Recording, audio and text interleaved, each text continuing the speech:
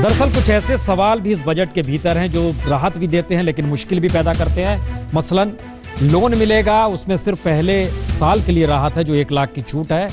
और दूसरा सवाल यह है कि दरअसल प्रॉपर्टी ट्रांजैक्शन में 1% TDS लगेगा। याद कीजिए तो पिछले बजट में भी था, बाद में सरकार ने वापस ले लिया था, बड़ा हंगामा मचा था, लेकिन अब वो दोबारा TDS जोड़ दिया गया है प्रॉपर्टी ट्रांजैक्शन। लेकिन हम सीधे इस वक्त चलते हैं अंजना के पास, CII मौजूद है। अंजना।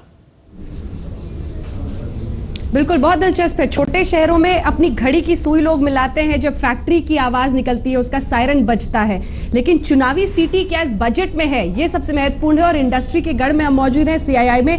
तमाम खास मेहमान, आपका परिचय उनसे करा दें। अंकुर भाटिया साहब हमारे साथ हैं, बर्ड ग्रुप के वो एग्जीक्यूटिव डायरेक्टर हैं। हर्ष चिताले जी हमारे साथ हैं, CEO हैं HCL के। सबसे पहले अंकुर साहब, आपके पास आते हुए मेरा सवाल आपसे ये कि हम अपने चैनल पर कह रहे हैं खोदा पहाड़ निकली चुहिया, इंडस्ट्री के नजरिए से कैसे देखते हैं? मैं अपने सेक्टर के बारे में आपकी हेडलाइन क्या होगी? मेरी हेडलाइन तो इंडस्ट्री की तरफ से यही होगी कि एक बैलेंस्ड बजट है जो देखा गया है अभी के लिए, क्योंकि ना इसमें मतलब इसमें कुछ और अपने सेक्टर की तरफ से बैलेंस तो इसलिए है ना क्योंकि इस बार आप लोगों ने उम्मीदें ही नहीं रखी थी, क्योंकि इकोनॉमिक सर्वे हो इससे पहले पिछले साल 91 की स्थिति से तुलना की गई तो आपको पता था स्टिमुलस जैसे शब्द इस बार सुनने को ही नहीं मिले बजट के पहले।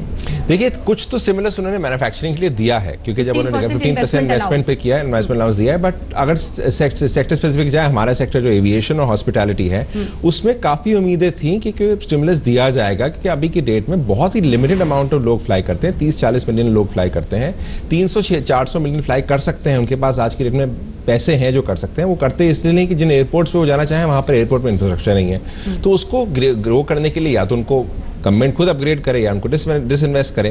तो ये हमारी एक तरफ से काफ़ी थी। और दूसरा जो टैक्सेशन है इस सेक्टर पे वो आज की डेट में भी काफ़ी ज़्यादा है। वो अगर किसी तरह से रैशनलाइज की जाए तो ज़्यादा लोग अप्रोचेबिलिटी ज़्यादा होगी इस सेक्टर सर्विस टैक्स में जो पहले था AC प्लस लिकर 2 चीज़ें होनी थी, अब सिर्फ AC रेस्टोरेंट है। तो देखिए, वो तो एक छोटी एक एम्बिगुएट चीज़ थी जो उसको एक निकाला गया था, बट मेरे ख्याल से वो तो सबने आना ही था सर्विस टैक्स के एम्बिट में। I mean that's the thing. वो जब तक GST नहीं आता तब तक वो चीज़ें चलती रहेंगी। आपके लिए वो छोटी चीज़ है? देखिए, छोटी चीज़ इसलिए थी क्योंकि 90% उन्होंने किया हुआ था। भाई एयर कंडीशनिंग ना हो तो उसमें नहीं होगा, तो exactly at the end of the day जो पैसे दे रहे हैं उनके लिए तो ऑब्वियसली ये छोटा जो जाता है it is a big thing as well. Harsh ji, Pranab Mukherjee बेहतर थे या चिदम्बरम साहब? ये सवाल मैं इसलिए पूछूं क्योंकि काफी प्रो इंडस्ट्री भी दिखी हैं चीजें। गार को लेकर, जनरल एंटी अवॉइडेंस रूल्स को लेकर जो उन्होंने एक कमेटी बना दी, जरा सख्त कर दिया है उस तरीके को, तो ये सब चीजें तो पॉजिटिव है। तो मैं व्यक्ति के ऊपर कोई टिप्पणी नहीं करूंगा, पर ये बजट पिछले बजट की तुलना में डेफिनेटली बेहतर था। और एक शब्द में कहूं तो ये बजट स्टेबिलिटी के ऊपर था। ज़्यादा चीज़ों पे उन्होंने टैक्सेस ना बढ़ाए ना घटाए। मतलब ये तो फिर नॉन इवेंट हो गया ना फिर तो। पर बजट ये ज़रूरी नहीं कि इवेंट हो। पूरे 365 दिनों में गवर्नमेंट ने काम करना होता है, और हम काफ़ी सारी उम्मीदें केवल इस एक दिन पे लगाए बैठते हैं। आगे चल के अगर स्टेबिलिटी ओरिएंटेड पॉलिसी आ जाए और ये नॉन इवेंट होता जाए तो ये इंडस्ट्री के लिए और इकोनॉमी के लिए सबके लिए अच्छा होगा।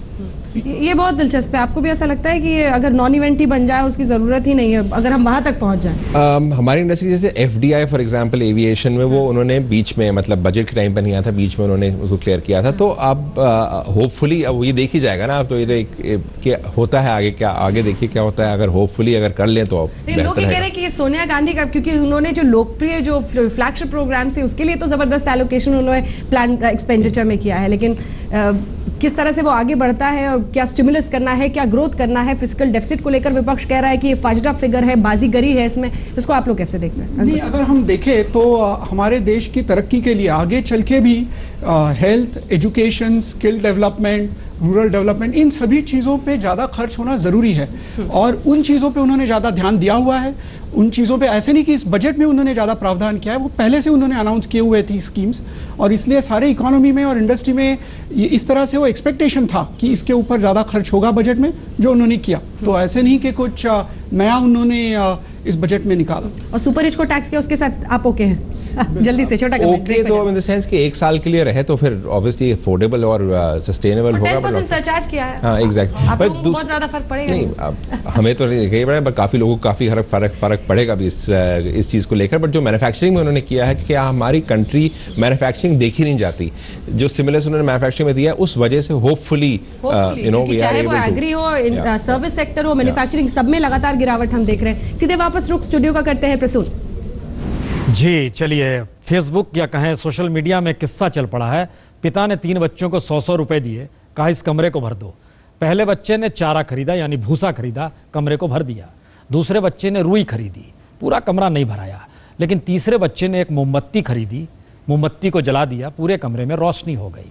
और कहा जा रहा है चिदम्बरम तीसरे बेटे हैं। छोटा सा ब्रेक।